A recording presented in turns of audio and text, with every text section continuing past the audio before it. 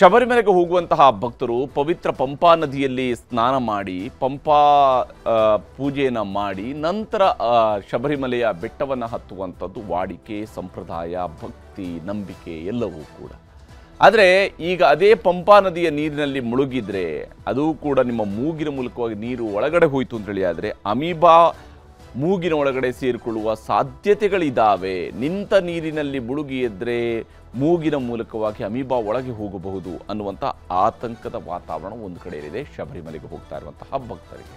ಇದರ ನಡುವೆ ಹಾಗೆಂತೇಳಿ ಭಕ್ತರ ಸಂಖ್ಯೆಯನ್ನು ಕಡಿಮೆ ಆಗಿಲ್ಲ. ಏನು ಈಗಾಗಲೇ ಆರಂಭ ಆಗಿರ್ತಕ್ಕಂತಹ ಶಬರಿಮಲೆಯ ಸ್ವಾಮಿಯ ದರ್ಶನದ ಈ ಒಂದು ಅವಧಿ ಏನಿದೆ, ಮಕರ ಜ್ಯೋತಿವರೆಗೂ ಕೂಡ ನಡೆಯುವಂತಹ ಈ ಒಂದು ಸುದೀರ್ಘ ಪ್ರಕ್ರಿಯೆ ಏನಿದೆ, ಇದರಲ್ಲಿ ಈಗ ಮಂಡಲದ ಯಾತ್ರೆ ನಡೀತಾ ಇದೆ. ಈ ಯಾತ್ರೆ ಕೈಗೊಂಡಿರ್ತಕ್ಕಂತಹ ಭಕ್ತ ಸಾಗರವೇ ಈಗ ಶಬರಿಮಲೆಯತ್ತ ಹರಿದು ಬರ್ತಾ ಇದೆ. ಯಾಕಂದರೆ 1000, 2000, 10,000, 1 ಲಕ್ಷ ಅಲ್ಲ 2 ಲಕ್ಷಕ್ಕಿಂತ ಮೀರಿ ಜನ ಅಲ್ಲಿ ಬರ್ತಾ ಇದ್ದಾರೆ ಅಂತ ಹೇಳಿ ಆದರೆ ಆ ಬೆಟ್ಟದ ಮೇಲೆ ಹೇಗೆ ಜನರನ್ನು ನಿಭಾಯಿಸಬೇಕು ಅನ್ನುವಂತಹ ಪ್ರಶ್ನೆಯೂ ಕೂಡ ಇದ್ದೇ ಇದೆ. ಶಬರಿಮಲೆಯಲ್ಲಿ ಅಯ್ಯಪ್ಪ ಭಕ್ತರ ಸಾಗರವೇ ಹರಿದು ಬರ್ತಾ ಇರುವಂಥದ್ದು. ಶಬರಿಮಲೆಗೆ ಹರಿದು ಬರ್ತಾ ಇದೆ. ಕೇವಲ ಕೇರಳ ಮಾತ್ರ ಅಲ್ಲ, ಕರ್ನಾಟಕ, ತಮಿಳುನಾಡು, ಹೀಗೆ ದೇಶದ ವಿವಿಧೆಡೆಗಳಿಂದ ಭಕ್ತ ಸಾಗರ ಹರಿದು ಬರ್ತಾ ಇದೆ. ಇದರಿಂದಾಗಿ ನೀರಿಲ್ಲದೆ ನರಳಾಟ ಆಗ್ತಾ ಇದೆ, ಊಟ ಇಲ್ಲದೆ ಪರದಾಡ್ತಾ ಇದ್ದಾರೆ. ಇದರ ನಡುವೆನೇ ಅಮೀಬಾ ದಾಳಿ ಭಯದ ಮಧ್ಯೆಯೂ ಕೂಡ ಭಕ್ತ ಸಾಗರ ಹರಿದು ಬರ್ತಾ ಇದೆ. ನಿಜಕ್ಕೂ ಕೂಡ ಇದು ಭಕ್ತ ಸಾಗರವೇ. ಎಲ್ಲರೂ ಕೂಡ ಇರುಮುಡಿಯನ್ನು ತಲೆಯ ಮೇಲೆ ಹೊತ್ತು ಭಕ್ತಿಯಿಂದ ಸ್ವಾಮಿಯ ದರ್ಶನವನ್ನು ಪಡೆಯೋದಕ್ಕಾಗಿ ಬರ್ತಾ ಇರುವಂತಹ ಭಕ್ತರು ಮತ್ತು ಅಲ್ಲಿ ಮಕ್ಕಳು ಪಾಪ ಇಂತಹ ಸಂದರ್ಭದಲ್ಲಿ ಪುಟ್ಟ ಮಕ್ಕಳನ್ನು ಕರ್ಕೊಂಡು ಶಬರಿಮಲೆಯಲ್ಲಿ ಸ್ವಾಮಿಯ ದರ್ಶನಕ್ಕಾಗಿ ಬರ್ತಾ ಇರತಕ್ಕಂತಹ ಭಕ್ತರು ಈಗ ಒದ್ದಾಡ್ತಾ ಇದ್ದಾರೆ. ತಮ್ಮ ಮಕ್ಕಳನ್ನು ಕೂರಿಸ್ಕೊಂಡು ಅವರ ಆರೈಕೆ ಮಾಡ್ತಾ ಇರುವಂತಹ ದೃಶ್ಯಗಳನ್ನು ನಾವು ನೋಡ್ತಾ ಇದ್ವಿ. ಯಾವ ಸ್ವರೂಪದಲ್ಲಿ ಇಲ್ಲಿ ಭಕ್ತರಿಗೆ ತೊಂದರೆಗಳಾಗ್ತಾ ಇದ್ದಾವೆ ಅನ್ನೋದು ಕೂಡ ಗೋಚರಿಸ್ತಾ ಇದೆ. ಶಬರಿಮಲೆಯಲ್ಲಿ ಯಾವ ಸ್ವರೂಪದ ಒಂದು ಪರಿಸ್ಥಿತಿ ನಿರ್ಮಾಣ ಆಗಿದೆ ಅನ್ನೋದನ್ನು ಮೊದಲಿಗೆ ನೋಡ್ತಾ ಹೋಗೋದಾದರೆ, ಶಬರಿಮಲೆಯಲ್ಲಿ ಈಗಾಗಲೇ ಹಿಂದೆಂದೂ ಕಾಣದ ರೀತಿಯಲ್ಲಿ ಭಕ್ತ ಸಾಗರ ಹರಿದು ಬರ್ತಾ ಇದೆ. ಹಿಂದೆಂದೂ ಕಾಣದ ರೀತಿಯಲ್ಲಿ ಭಕ್ತ ಸಾಗರ ಶಬರಿಮಲೆಯ ಕಡೆಗೆ ಹರಿದು ಬರ್ತಾ ಇದೆ. 3 ದಿನಗಳಲ್ಲಿ 3 ಲಕ್ಷಕ್ಕೂ ಹೆಚ್ಚು ಭಕ್ತರಿಂದ ಅಯ್ಯಪ್ಪ ಸ್ವಾಮಿಯ ದರ್ಶನ ಆಗಿದೆ. 3 ಲಕ್ಷಕ್ಕೂ ಹೆಚ್ಚು ಭಕ್ತರು ಅಂದರೆ ಒಂದೊಂದು ದಿವಸಕ್ಕೆ 1 ಲಕ್ಷಕ್ಕಿಂತ ಹೆಚ್ಚು ಭಕ್ತರು ಆ ಬೆಟ್ಟದ ಮೇಲೆ ಬಂದಾಗ ಸಹಜವಾಗಿಯೇ ದೊಡ್ಡ ಮಟ್ಟದ ರಶ್ ಅಲ್ಲಿ ನಿರ್ಮಾಣ ಆಗ್ತಾ ಇದೆ. ಇದರಿಂದಾಗಿ ಮಹಿಳೆಯರು, ಮಕ್ಕಳು ಪರದಾಡ್ತಾ ಇದ್ದಾರೆ. ಓರ್ವ ಮಹಿಳೆ ಸಾವಿಗೀಡಾಗಿದ್ದಾರೆ. ಈ ಸಂದರ್ಭದಲ್ಲಿ ಭಕ್ತ ಸಾಗರ ನಿಯಂತ್ರಣಕ್ಕೆ ಪೊಲೀಸರು ಮತ್ತು ದೇವಸ್ವಂ ಬೋರ್ಡ್ನವರು, ಟ್ರಿವಾಂಕೂರ್ ದೇವಸ್ವಂ ಬೋರ್ಡ್ನವರು ಹರಸಾಹಸ ಪಡ್ತಾ ಇದ್ದಾರೆ. ಕುಡಿಯೋದಕ್ಕೆ ನೀರಿಲ್ಲ, ಊಟ ಸಿಗದೆ ಪರದಾಡ್ತಾ ಇದ್ದಾರೆ. ಇಂಥ ಒಂದು ಪರಿಸ್ಥಿತಿ ನಿರ್ಮಾಣ ಆಗಿದೆ. ಸ್ವಚ್ಛತೆಯೂ ಇಲ್ಲ ಅಂಥೇಳಿ ಭಕ್ತರು ಪರದಾಡ್ತಾ ಇದ್ದಾರೆ. ಯಾಕಂದರೆ ಇಷ್ಟು ದೊಡ್ಡ ಸಂಖ್ಯೆಯಲ್ಲಿ ಜನ ಬಂದು ಸೇರ್ತಾ ಇರುವಂಥದ್ದು. ಭಕ್ತರ ಶಬರಿಮಲೆಯಲ್ಲಿ ಭಕ್ತ ಸಾಗರವೇ ಈಗ ಹರಿದು ಬಂದಿದೆ. ಶಬರಿಮಲೆ ತಲುಪಿದ ಭಕ್ತರಿಗೂ ಕೂಡ ಅಯ್ಯಪ್ಪನ ದರ್ಶನಕ್ಕೆ 15ರಿಂದ 20 ಗಂಟೆಗಳ ಕಾಲ ಕಾಯಬೇಕಾದಂತಹ ಅನಿವಾರ್ಯತೆ ಇದೆ. ಅಂದರೆ ಇರುಮುಡಿಯನ್ನು ಹೊತ್ತು ಅಲ್ಲಿಗೆ ಹೋಗ್ತಾ ಇರುವಂತಹ ಭಕ್ತರ ಪರಿಸ್ಥಿತಿ ಬಹಳ ತ್ರಾಸದಾಯಕವಾಗಿ ಹೋಗ್ತಾ ಇದೆ. ಇದರ ನಡುವೆ ಅಮೀಬಾ ಆತಂಕವೂ ಕೂಡ ಎದುರಾಗಿರುವಂಥದ್ದು. ಯಾಕಂದರೆ ಪಂಪಾ ನದಿಯಲ್ಲಿ ಸ್ನಾನ ಮಾಡಿ ಅಲ್ಲಿಂದ ಶಬರಿಮಲೆಯ ಬೆಟ್ಟವನ್ನು ಹತ್ತುವಂಥದ್ದು ವಾಡಿಕೆ, ಸಂಪ್ರದಾಯ. ಅದು ಭಕ್ತ ಸಾಗರವಿರುವಂತಹ ಶಬರಿಮಲೆಯಲ್ಲಿ ಮಾರಣಾಂತಿಕ ಅಮೀಬಾದ ಕಾಟ ಈಗ ಎದುರಾಗಿರುವಂಥದ್ದು. ಅಯ್ಯಪ್ಪ ಭಕ್ತರಿಗೆ ಕಾಡ್ತಾ ಇದೆ ಡೆಡ್ಲಿ ಅಮೀಬಾ ದಾಳಿಯ ಆತಂಕ. ಡೆಡ್ಲಿ ಅಮೀಬಾ ದಾಳಿ ನಡೆಸ್ಬೋದು ಅನ್ನುವಂಥ ಆತಂಕ ಇದೆ. ನೆಗ್ಲೇರಿಯಾ ಫೌಲೇರಿ ಅನ್ನುವಂತಹ ಸೋಂಕು ಈಗ ಅಲ್ಲಿ ಕಾಣಿಸ್ಕೊಂಡಿದೆ ಅಂತ ಹೇಳಿ ಇದರ ಪರಿಣಾಮವಾಗಿ, ಅಂದರೆ ಅದು ನಿಂತ ನೀರಿನಲ್ಲಿ ಈ ಅಮೀಬಾಗಳು ಬೆಳೀತಾ ಹೋಗ್ತವೆ. ಬಹಳ ಅಸಂಖ್ಯ ಸಂಖ್ಯೆಯಲ್ಲಿ ಬೆಳೆಯೋದಕ್ಕೆ ಶುರು ಆಗುತ್ತೆ ಅಮೀಬಾಗಳು. ಅದೇನಾದರೂ ಮೂಗಿನ ಮೂಲಕ ಒಳಗೆ ಹೋಯಿತು ಅಂದರೆ, ಅದು ದೇಹ ಸೇರಿಕೊಳ್ಳುವಂಥದ್ದು ಬಹಳ ಮುಖ್ಯವಾಗಿ ಮೂಗಿನ ಮೂಲಕವಾಗಿ ಸೇರಿಕೊಳ್ಳುವಂತಹ ಈ ಒಂದು ಸೋಂಕು ಮೂಗಿನ ಮೂಲಕ ಸೇರಿತು ಅಂತ ಹೇಳಿದರೆ ಪಂಪಾ ನದಿಯಲ್ಲಿ ಸ್ನಾನ ಮಾಡಿದರೆ ಅಪಾಯದ ಆತಂಕ ಎದುರಾಗ್ತಾ ಇದೆ.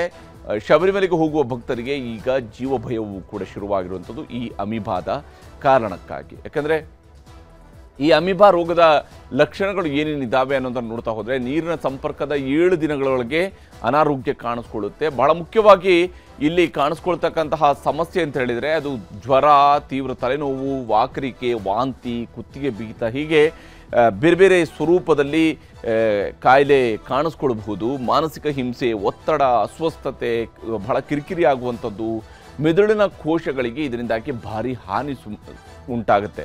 ಅಂದರೆ ಅದು ಮೆದುಳು ತಿನ್ನುತ್ತೆ ಅಂತ ಹೇಳುವಂಥದ್ದು. ಈ ಅಮೀಬಾ ಮೆದುಳಿಗೆ ದಾಳಿಯನ್ನು ನಡೆಸುತ್ತೆ. ಅದರಿಂದಾಗಿ ಎಲ್ಲ ಪರಿಣಾಮಗಳು ಶುರುವಾಗುವಂಥದ್ದು ಮತ್ತು ಮೆದುಳಿನ ಊತ ಉಂಟಾಗುತ್ತೆ. ಅಂತಿಮವಾಗಿ ಎಲ್ಲಿ ಆಗುವಂತಂದರೆ ಮೆದುಳಿನ ಊತ ಉಂಟಾಗಿ ಸಾವು ಸಂಭವಿಸುವಂತಹ ಸಾಧ್ಯತೆ ಇರುತ್ತೆ. ಈ ಕಾರಣಕ್ಕಾಗಿಯೇ ಹೈ ಅಲರ್ಟನ್ನು ಘೋಷಣೆ ಮಾಡಲಾಗಿದೆ. ಹಾಗೆಂತೇಳಿ ಆತಂಕ ಪಡಬೇಕಂತ ಅಗತ್ಯತೆ ಇಲ್ಲ. ಇಲ್ಲಿರುವಂಥದ್ದು ಏನಂತ ಹೇಳಿದರೆ ಎಚ್ಚರಿಕೆ, ಮುನ್ನೆಚ್ಚರಿಕೆ ಬಹಳ ಮುಖ್ಯ. ಈ ಅಮೀಬಾದ ದಾಳಿಯಿಂದ ತಪ್ಪಿಸಿಕೊಳ್ಬೋದು. ಅಮೀಬಾದಿಂದ ಬರುವಂತಹ ರೋಗಕ್ಕೆ ಸೂಕ್ತ ಚಿಕಿತ್ಸೆ ಇಲ್ಲ ಅನ್ನುವಂಥದ್ದು ರೋಗ ಬಂದ ನಂತರದ ವಿಚಾರಕ್ಕಿರುವಂಥದ್ದು.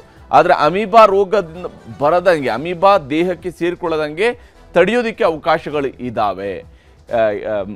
ಏನು ಈ ಅಮೀಬಾ ಇದು ಏಕಾಣು ಜೀವಿ ಏನಿದೆ, ಇದು ದೇಹದ ಒಳಗಡೆ ಪ್ರವೇಶಿಸದಂತೆ ನೋಡ್ಕೊಳ್ಬೇಕು. ಇದು ಬಹಳ ಮುಖ್ಯ. ಇದನ್ನು ತಡೆಗಟ್ಟುವಂಥದ್ದು ಈಗ ಇರುವಂತಹ ಬಹಳ ದೊಡ್ಡ ಸವಾಲು. ಈ ನಿಟ್ಟಿನಲ್ಲಿ ಕ್ರಮವನ್ನು ಕೈಗೊಳ್ಳಬೇಕಾಗತ್ತೆ. ಯಾಕಂದರೆ ನಿಂತ ನೀರಿನಲ್ಲಿ ಸ್ನಾನ ಮಾಡೋದನ್ನು ತಪ್ಪಿಸಬೇಕು. ಬಹಳ ಮುಖ್ಯ ಇರುವಂಥದ್ದು ಇದುವೇನೆ. ನಿಂತ ನೀರಿನಲ್ಲಿ ಸ್ನಾನ ಮಾಡೋದನ್ನು ತಪ್ಪಿಸಬೇಕು. ನಿಂತ ನೀರಿನಲ್ಲಿ ಸ್ನಾನ ಮಾಡಬಾರ್ದು. ಆದರೆ ಈಗ ಪಂಪಾ ನದಿಯಲ್ಲಿ ನೀರು ನಿಂತು ಬರುತ್ತೆ. ಯಾಕಂದರೆ ಅಷ್ಟು ದೊಡ್ಡ ಸಂಖ್ಯೆಯಲ್ಲಿ ಭಕ್ತ ಸಾಗರ ಹರಿದು ಬರ್ತಾ ಇರೋದ್ರಿಂದಾಗಿ ಅಲ್ಲಿ ಆ ನದಿಯಲ್ಲಿ ಮುಳುಗಿ ಮುಂದಕ್ಕೆ ಹೋಗೋದಕ್ಕೆ ಬೇಕೀಗ ಆ ನಿಂತ ನೀರಿನಲ್ಲಿ ಮುಳುಗ್ತಾರೆ. ಇಲ್ಲಿ ಕುದಿಸಿದ ಮತ್ತು ತಂಪಾಗಿರಿಸಿದಂತಹ ನೀರನ್ನು ಬಳಸುವಂಥದ್ದು ಸೂಕ್ತ.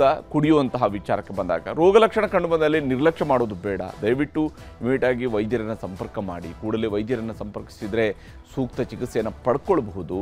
ನಿಮ್ಮ ದೇಹದ ಆರೋಗ್ಯವನ್ನು ಕಾಪಾಡಿಕೊಳ್ಬಹುದು.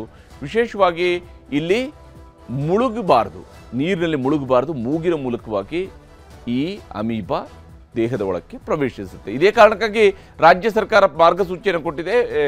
ಅಷ್ಟೇ ಅಲ್ಲದೆ ಕೇರಳ ಸರ್ಕಾರವು ಕೂಡ ಈಗಾಗಲೇ ಮಾರ್ಗಸೂಚಿಯನ್ನು ಹೊರಡಿಸಿದೆ. ಶಬರಿಮಲೆಗೆ ರಾಜ್ಯದಿಂದಲೂ ಕೂಡ ತೆರಳಿರುವಂತಹ ಲಕ್ಷಾಂತರ ಭಕ್ತರು ಈಗಾಗಲೇ ಶಬರಿಮಲೆಗೆ ಹೋಗ್ತಾರೆ. ಪ್ರತಿ ವರ್ಷವೂ ಕೂಡ ದೊಡ್ಡ ಸಂಖ್ಯೆಯಲ್ಲಿ ಕರ್ನಾಟಕದಿಂದ ಭಕ್ತರು ಸ್ವಾಮಿ ಅಯ್ಯಪ್ಪನ ದರ್ಶನಕ್ಕಾಗಿ ಶಬರಿಮಲೆಗೆ ಹೋಗ್ತಾರೆ. ಶಬರಿಮಲೆ ಯಾತ್ರಿಕರಿಗೆ ಮಾರ್ಗಸೂಚಿಯನ್ನು ರಾಜ್ಯ ಸರ್ಕಾರ ಕೂಡ ಹೊರಡಿಸಿದೆ. ಬಹಳ ಮುಖ್ಯವಾಗಿ ಅಮೀಬಾಗಳು ವ್ಯಕ್ತಿಯಿಂದ ವ್ಯಕ್ತಿಗೆ ಹರಡೋದಿಲ್ಲ. ಅಂದರೆ ವೈರಸ್ ಹರಡಿದ ರೀತಿಯಲ್ಲಿ ವ್ಯಕ್ತಿಯಿಂದ ವ್ಯಕ್ತಿಗೆ ಇದು ಹರಡೋದಿಲ್ಲ. ಈ ಅಮೀಬಾ ವ್ಯಕ್ತಿಯಿಂದ ವ್ಯಕ್ತಿಗೆ ಹರಡುವಂತಹ ರೋಗ ಅಲ್ಲ. ಬದಲಿಗೆ ಅಮೀಬಾ ದೇಹದ ಒಳಗೆ ಪ್ರವೇಶ ಆಗಬೇಕು. ಕಲುಷಿತ ನೀರನ್ನು ಕುಡಿಯೋದ್ರಿಂದ, ಅಂದರೆ ಸೇವನೆಯ ವಿಚಾರದಲ್ಲೂ ಕೂಡ ಇದು ಹರಡೋದಿಲ್ಲ, ಕುಡಿಯೋದ್ರಿಂದಾಗಿ ಹರಡೋದಿಲ್ಲ. ಆದರೆ ಇದು ಮೂಗಿನ ಮೂಲಕ ಏನಾದರೂ, ಅಂದರೆ ನೀವು ನೀರಿಗೆ ಎಕ್ಸ್ಪೋಸ್ ಆದಾಗ ನೀರಿನ ಮೂಲಕವಾಗಿ ನೀರಿನಲ್ಲಿರುವ ಅಮೀಬಾ ಮೂಗಿನ ಮೂಲಕ ಮೆದುಳು ಪ್ರವೇಶಿಸುತ್ತೆ. ಅಂದರೆ ಮುಳುಗುವಾಗ ಮೂಗಿನೊಳಗೂ ಕೂಡ ನೀರು ಹೋಗುತ್ತೆ. ಆ ಸಂದರ್ಭದಲ್ಲಿ ಮೂಗಿನ ಮೂಲಕವಾಗಿ ಈ ಅಮೀಬಾ ದೇಹದ ಒಳಕ್ಕೆ ಪ್ರವೇಶ ಮಾಡುತ್ತೆ. ಯಾತ್ರೆ ವೇಳೆ ನೀರಿನಲ್ಲಿ ಸ್ನಾನ ಮಾಡುವಾಗ ಮೂಗಿಗೆ ಕ್ಲಿಪ್ ಬಳಸಿ ಅಂತ ಹೇಳುವಂತಹ ಸಲಹೆಯನ್ನು ಕೊಟ್ಟಿದ್ದಾರೆ. ಆದಷ್ಟು ಭಕ್ತಿ ಎಲ್ಲವೂ ಕೂಡ ನಿಜ. ಆದರೆ ಈ ಬಾರಿಯ ಮುನ್ನೆಚ್ಚರಿಕೆ ಕ್ರಮವನ್ನು ಈಗಾಗಲೇ ಸರ್ಕಾರಗಳು ಕೊಟ್ಟಿರುವಂಥದ್ದು ಸುಮ್ಮನೆ ಅಲ್ಲ. ಇದಕ್ಕೆ ವೈಜ್ಞಾನಿಕ ಕಾರಣಗಳು ಇದ್ದೇ ಇರ್ತವೆ. ಈ ವೈಜ್ಞಾನಿಕ ಕಾರಣಗಳು ಇರೋದ್ರಿಂದಾಗಿ ಇದನ್ನು ನಿರ್ಲಕ್ಷ್ಯ ಮಾಡಬೇಡಿ. ದಯವಿಟ್ಟು ಅಲ್ಲಿ ಸ್ನಾನ ಮಾಡೋದುವಾಗ ಸರ್ಕಾರ ಕೊಟ್ಟಿರ್ತಕ್ಕಂಥ ಗೈಡ್ಲೈನ್ಸನ್ನು ಪಾಲನೆ ಮಾಡುವಂಥದ್ದು ಬಹಳ ಅತ್ಯವಶ್ಯಕ. ಮೂಗನ್ನು ಬಿಗಿಯಾಗಿ ಮುಚ್ಚಿ ಮುಳುಗುವಂಥದ್ದು ಸೂಕ್ತ. ಆ ಮೂಲಕ ಮೂಗಿನ ಮೂಲಕ ನೀರು ಹೋಗದಾಗೆ ನೋಡ್ಕೊಳ್ಳಿ.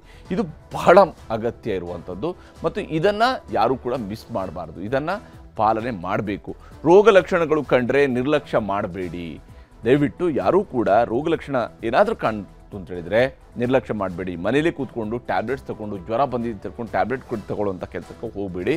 ಅಯ್ಯಪ್ಪ ಸ್ವಾಮಿ ಭಕ್ತರಾಗಿ ಶಬರಿಮಲೆಗೆ ಹೋಗಿ ಬಂದಂಥವ್ರು, ಯಾಕಂದರೆ ಪ್ರತಿ ವರ್ಷವೂ ಕೂಡ ಅಯ್ಯಪ್ಪ ಸ್ವಾಮಿಯ ದರ್ಶನ ಮಾಡುವಂತಹ ಭಾಗ್ಯ ಸಿಗಬೇಕು ಅಂತ ಹೇಳಿದರೆ ಆರೋಗ್ಯದ ಕಡೆಗೆ ಹೆಚ್ಚು ಗಮನ ಇರಲೇಬೇಕು. ಕೇರಳ ಸಹಕಾರವನ್ನು ಈಗ ರಾಜ್ಯ ಸರ್ಕಾರವು ಕೂಡ ಕೇಳಿದೆ. ಶಬರಿಮಲೆ ಯಾತ್ರೆಗೆ ಕೈಗೊಳ್ಳುವಂತಹ ರಾಜ್ಯದ ಯಾತ್ರಿಕರಿಗೆ ಅಗತ್ಯ ಸಹಕಾರ ಕೋರಿ ಪತ್ರವನ್ನು ಬರೆದಿದ್ದಾರೆ. ಶಾಲಿನಿ ರಜನೀಶ್ ಅವರು ಪತ್ರವನ್ನು ಕೇರಳದ ಮುಖ್ಯ ಕಾರ್ಯದರ್ಶಿಯವರಿಗೆ ಬರೆದಿದ್ದಾರೆ. ಕರ್ನಾಟಕದ ಮುಖ್ಯ ಕಾರ್ಯದರ್ಶಿಗಳಾಗಿರುವಂತಹ ಶಾಲಿನಿ ರಜನೀಶ್ ಅವರು ಮತ್ತು ವಿಶೇಷವಾಗಿ ಈ ಪತ್ರದಲ್ಲಿ ಅವರು ಉಲ್ಲೇಖ ಮಾಡಿರ್ತಕ್ಕಂಥ ಅಂಶಗಳು ಹೀಗಿದ್ದಾವೆ. ರಾಜ್ಯದ ಯಾತ್ರಿಕರಿಗೆ ಅಗತ್ಯ ಸೌಲಭ್ಯ ಮತ್ತು ಸುರಕ್ಷತೆಯನ್ನು ಕೊಡಬೇಕು ಅನ್ನುವಂತಹ ವಿನಂತಿಯನ್ನು ಮಾಡಿದ್ದಾರೆ. ಜನಸಂದಣಿ ಇರುವ ಪ್ರದೇಶಗಳಲ್ಲಿ ಸೂಕ್ತ ಸಾರಿಗೆ ವ್ಯವಸ್ಥೆಯನ್ನು ಮಾಡಬೇಕು ಅನ್ನುವಂತಹ ವಿನಂತಿಯನ್ನು ಕರ್ನಾಟಕ ಸರ್ಕಾರದ ಪರವಾಗಿ ಮಾಡಿದ್ದಾರೆ. ವೈದ್ಯಕೀಯ ನೆರವು ಮತ್ತು ತುರ್ತು ಸೇವೆಗಳನ್ನು ನೀವು ಪೂರೈಸಬೇಕು ಅನ್ನುವಂತಹ ಮನವಿಯನ್ನು ಕೂಡ ರಾಜ್ಯದ ಮುಖ್ಯ ಕಾರ್ಯದರ್ಶಿಯವರು ಕೇರಳ ಸರ್ಕಾರಕ್ಕೆ ಮಾಡಿದ್ದಾರೆ.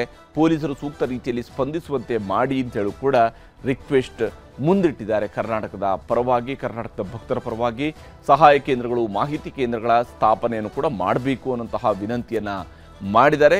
ಜೊತೆಗೆ ಈ ಎಲ್ಲ ವಿಚಾರಕ್ಕೆ ಸಂಬಂಧಪಟ್ಟಂತೆ ಕೇರಳ ಸರ್ಕಾರ ತುರ್ತು ಪರಿಸ್ಥಿತಿಯ ವೇಳೆ ಕರ್ನಾಟಕದ ಅಧಿಕಾರಿಗಳೊಂದಿಗೆ ಸಮನ್ವಯವನ್ನು ಮಾಡಿಕೊಳ್ಳೋದು ಕೂಡ ಅಗತ್ಯ ಅನ್ನೋದನ್ನು ಪಾಯಿಂಟ್ ಔಟ್ ಮಾಡಿದ್ದಾರೆ. ಈ ಮೂಲಕ ಭಕ್ತರ ಸಲಹೆಯ ವಿಚಾರಕ್ಕೆ ಆರೋಗ್ಯದ ವಿಚಾರಕ್ಕೆ ಸಂಬಂಧಪಟ್ಟಂತೆ ಸರ್ಕಾರವು ಕೂಡ ಬಹಳ ಸೀರಿಯಸ್ ಆದಂಥ ಕ್ರಮಗಳಿಗೆ ಮುಂದಾಗಿದೆ. ಈ ವಿಚಾರದಲ್ಲಿ ಭಕ್ತರು ಮಾತನಾಡಿದ್ದಾರೆ. ಯಾರ್ಯಾರ ಅಭಿಪ್ರಾಯ ಹೇಗಿದೆ, ಶಬರಿಮಲೆಗೆ ಹೊರಟು ನಿಂತಿರುವಂತಹ ಭಕ್ತರು ಮತ್ತು ಅಲ್ಲಿ ತಲುಪಿರತಕ್ಕಂತಹ ಭಕ್ತರ ಅಭಿಪ್ರಾಯಗಳು ಹೇಗಿದ್ದಾವೆ ಅನ್ನೋದನ್ನು ನಿಮ್ಗೆ ತೋರಿಸ್ತೀನಿ. ನಾವು ಗುಲ್ಬರ್ಗದಿಂದ ಸುಮಾರು ನಮ್ಮ ಗುರುಸ್ವಾಮಿ ಅವರ ನೇತೃತ್ವದಲ್ಲಿ 40 ವರ್ಷದಿಂದ ಹೋಗ್ತಾ ಇದ್ದಾರೆ. ನಂದು 21ನೇ ವರ್ಷ, ನಮ್ಮ ಗುರುಸ್ವಾಮಿ ಅವರು 40ನೇ ವರ್ಷ. ಇದು ಯಾವುದೂ ಒಂದು ಕೂದಲೆಳೆನೂ ಧಕ್ಕೆ ಆಗಿಲ್ಲ. ಅದು ಸರ್ಕಾರದ ಏನು ಗೈಡ್ಲೈನ್ ಇದೆ ಮತ್ತು ಆರೋಗ್ಯ ಇಲಾಖೆದವ್ರು ಏನು ಗೈಡ್ಲೈನ್ ಕೊಡ್ತಾರೆ ಅದರ ಪ್ರಕಾರ ನಾವು ಎಲ್ಲ ವ್ಯವಸ್ಥೆ ಮಾಡ್ಕೊಂಡೇ ಹೋಗ್ತೀವಿ.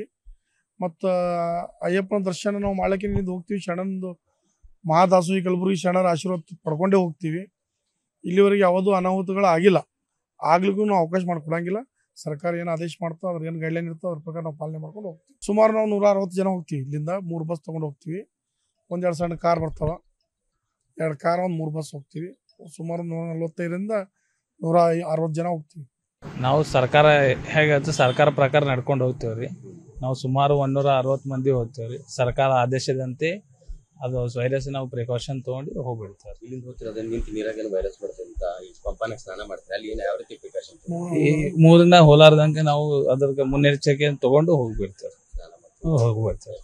ಅಯ್ಯಪ್ಪನ ದರ್ಶನ ಮಾಡ್ಕೊಳ್ತೇವೆ. ಅಯ್ಯಪ್ಪನ್ ಬಿಟ್ಟಿರೋದು ಏನು ಅಂದ್ರೆ ಜನಸಂಖ್ಯೆ ಜಾಸ್ತಿ ಇರೋದ್ರಿಂದ ಅವರು ಕೇರಳ ಸರ್ಕಾರನೇ ಜನಸಂಖ್ಯೆ ಕಮ್ಮಿ ಬರ್ಲಿ ಅಂದ್ಬಿಟ್ಟು ಅವರು ಏನೋ ಒಂದು ಒಳ್ಳೆ ರೀತಿಯಲ್ಲಿ ಇದ್ ಮಾಡ್ತಾ ಇದಾರೆ.